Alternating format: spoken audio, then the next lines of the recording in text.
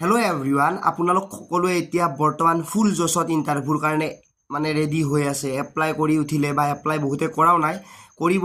কিন্তু এপ্লাই কৰিলেও নকৰিলেও আপোনালোকে বৰ্তমান 100% দি আপোনালোকে জছত পূৰা প্ৰেক্টিচ কৰি আছে। কিন্তু আজিৰ এই ভিডিঅ'টো অলপমান দুখ লগা ভিডিঅ', সকলো ল'ৰা ছোৱালীৰ বাবে নহয়। কিন্তু আপোনালোকে এটা কথা ভালদৰে জানি লওক, কিছুমান বস্তুত ফেইল কৰিলে আপোনালোকে নিজকে ৰিকভাৰী কৰিব পাৰে।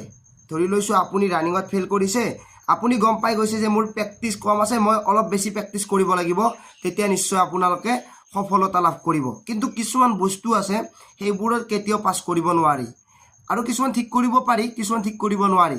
ঠিক কৰিব নোৱাৰাৰ ভিতৰত আজিৰ এই ভিডিঅ'টো ইম্পৰ্টেণ্ট, কাৰণ আপোনালোকে বহুতেই কষ্ট কৰি আছে অসম পুলিচৰ AB, UB, কামাণ্ডো, AP আৰু বিভিন্ন ধৰণৰ পদৰ বাবে।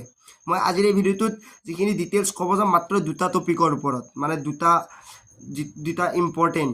আপোনালোকে যেতিয়া ইণ্টাৰভিউ দিব ভালদৰে পাছ কৰিব, ৰানিং, লং জাম্প এক্সিলেণ্ট মাৰিব। তাৰপিছত আপোনালোকে যদি গুচি আহিব লাগে ইণ্টাৰভিউটো ফেইল কৰি আপোনালোকে সাধাৰণ এটা পইণ্টৰ বাবে, তেতিয়াহ'লে আপোনালোকৰ কিমান বেছি বেয়া লাগিব এবাৰ ভাবক। কাৰণ জীৱনত প্ৰথমটো ইণ্টাৰভিউ মই ফেইল কৰিছিলোঁ সেই এটা ৰিজনৰ বাবে, সেইটো হ'ল হাইট। যেতিয়া সৰু আছিলোঁ প্ৰথম ইণ্টাৰভিউ দিব গৈছিলোঁ, তেতিয়া 17 বছৰ 6 মাহতে প্ৰথম ইণ্টাৰভিউটো হৈছিলে, দিব গৈছিলোঁ, আৰু সেইটো ইণ্টাৰভিউ ফেইল কৰিছোঁ হাইটত। আৰু সেই তেতিয়াৰ পৰা আজিলৈকে বাৰু ফেইল কৰা নাই।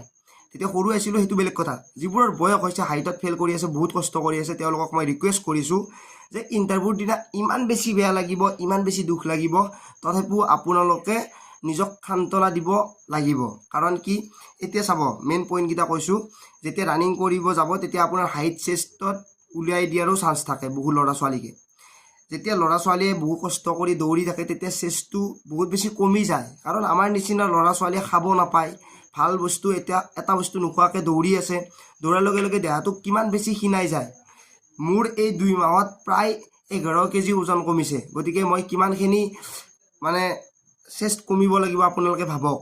চেষ্টটোতো কমিছে, চবখিনি কমিছে। গতিকে কাৰণ কি, যদি আমি যদি ভাল বস্তু এটা খাই থাকিব পাৰিলোঁ হয় তেতিয়াহ'লে ইমানখিনি ইম্প্ৰুভ হ'ল হয়। কিন্তু এটা ভাল বস্তু নোখোৱাকৈ দিন ৰাতি ৰ'দে বৰষুণে কষ্ট কৰি থকাৰ পিছত কেতিয়াও চেষ্ট নাবাঢ়ে। এতিয়া এটা কথা কওঁ, অসম পুলিচত যিহেতু হাইট চেষ্টটো ইম্পৰ্টেণ্ট, আপোনাৰ যদি সেই হাইটটো নাই তেতিয়াহ'লে আপোনালোকে বেছি বয়সটো যদি হৈছে, তেতিয়া কৈছোঁ বয়সটো হৈছে যদি আপোনালোকে তাতে গৈ চকু পানী মুচি লাভ নাই। কাৰণ মই এতিয়াতে কৈছোঁ বেয়া লাগিলেও বেয়া লাগিব, কাৰণ মই সেইটো পৰ্যায়ৰ ল'ৰা। আৰু যিখিনি ল'ৰা ছোৱালীৰ হাইটটো বঢ়া নাই, নতুনকৈ হৈছে, তেওঁলোকে বেছিকৈ কষ্ট কৰক, হাইট বাঢ়িব, অলপ হ'লেও বাঢ়িব। আৰু আপোনাক বেছি নালাগে, আপুনি চেষ্টা কৰিছে অলপ লাগে। গতিকে সেইখিনি আহিব, আৰু সেইখিনি হাইট বঢ়াই লোৱাৰ কাৰণে আপোনালোকে কষ্ট কৰিব লাগিব। কিন্তু যিখিনি চেষ্টৰ কাৰণে উলিয়াই দিয়ে 1-2ৰ কাৰণে, এটা কথা কৈ দিওঁ, চেষ্টত বেছিভাগ ল'ৰা ছোৱালী যদি অলপ কম থাকে তেওঁলোকক কম্প্ৰমাইজ অলপ কৰি দিয়ে, নকৰে বুলিও ক'ব নোৱাৰি, কৰি দিয়ে। চেষ্টটো কি হয়, ৰানিং কৰা ল'ৰা ছোৱালীৰ এনেও কমি যায়। তাতে আমি ইমান বেছি কষ্ট কৰি খোৱা লোৱাৰ পৰা দূৰত থাকি দৌৰিব লাগে, তেতিয়া চেষ্টটো নিশ্চয় কমিবই, অলপ হ'লেও কমিব। গতিকে চেষ্টটোত অলপ হ'লেও সহায় কৰি দিলে ভাল লাগে। চেষ্টটো অলপমান কমাই দিলেও কথা নাই, কাৰণ যেতিয়া আপুনি চাকৰি তাকৰি পাব, যেতিয়া আপুনি অলপমান কষ্টটো কমি যাব, তেতিয়া নিশ্চয় চেষ্টটো আকৌ বাঢ়ি যোৱাৰ চান্সো আছে। কিন্তু হাইটটোতো নপৰে। হাইটটো যিখিনি ল'ৰা ছোৱালী কম আছে তেওঁলোকে যদি বয়স হৈছে, তেওঁলোকে এইটো ডিপাৰ্টমেণ্টৰ পৰা বাহিৰ হৈ নিজৰ এটা বেলেগ চিলেক্ট কৰি লোৱাটো ভাল।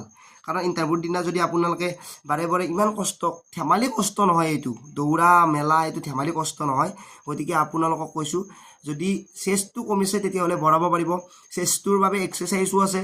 কিন্তু ৰানিঙৰ যিখিনি ল'ৰা ছোৱালীৰ নতুনকৈ হৈছে, তেওঁলোকৰ যদি হাইট হোৱা নাই, তেওঁলোকে আৰু অলপ কষ্ট কৰিলে, এক্সাৰচাইজ কৰিলে হাইটো বাঢ়িব বয়স হোৱাৰ লগে লগে।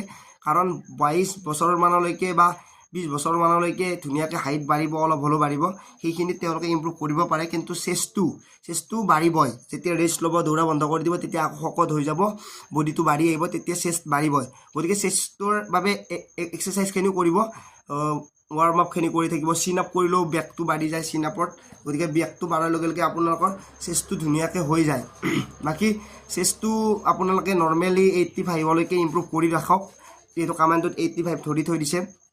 বাকী ফুলোৱাৰ কাৰণেও আপোনালোকে এক্সাৰচাইজ কৰিব, কাৰণ ফুলাব তাতে বহুতে নোৱাৰে, তেতিয়া বহুত বেছি বেয়া লাগে। কাৰণ হাইট চেষ্ট থাকিলেই নহ'ব, চেষ্ট যদি অলপ কম আছে তথাপিও আপোনালোকক কম্প্ৰমাইজ কৰিব যদি ফুলাব পাৰে। কিন্তু ফুলাব যদি নোৱাৰে তেতিয়া কম্প্ৰমাইজ নকৰে। সেই কথাটো আপোনালোকে জানি লোৱাটো ইম্পৰ্টেণ্ট। কিছুমান ল'ৰা ছোৱালীয়ে কি কৰে, নৰ্মেল 90 কৰিব পাৰে, কিন্তু নৰ্মেল 90ৰ পৰা 95 লৈকে নিব নোৱাৰে, 92 93তে ৰাখি থৈ দিব পাৰে, ফুলাব নোৱাৰে। কাৰণ এই টেকনিক এটা আছে ফুলোৱাৰ। কিছুমান ল'ৰা ছোৱালীয়ে ফুলাব টেকনিক নাজানে। ওচৰৰ যিখিনি ল'ৰা ছোৱালীয়ে ইণ্ডিয়ান আৰ্মি বা বিভিন্ন ধৰণৰ ডিপাৰ্টমেণ্টত এক্সাম দি আহিছে, তেওঁলোকৰ পৰা শিকিব যে কেনেকৈ ফুলাব লাগে, কি কৰিব লাগে।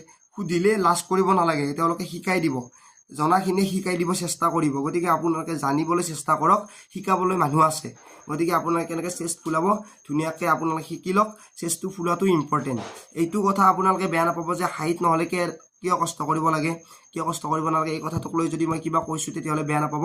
কাৰণ যদি হাইট নাই তেতিয়াহ'লে বহুত বেয়া লাগে, বহুত কষ্ট পায়। গতিকে সেই কষ্টটো নোহোৱাকৈ আপোনালোকে এটা বেলেগ চিলেক্ট কৰি সেইটো টাইম দিয়াটো মই ভাবোঁ। গতিকে ভিডিঅ'টো সকলোকে শ্বেয়াৰ কৰি দিব নাপাহৰিব। আজিলৈ মানে পুনৰ লগ পোৱাৰ আশাৰে মই জিতুমণি, জয় আই অসম।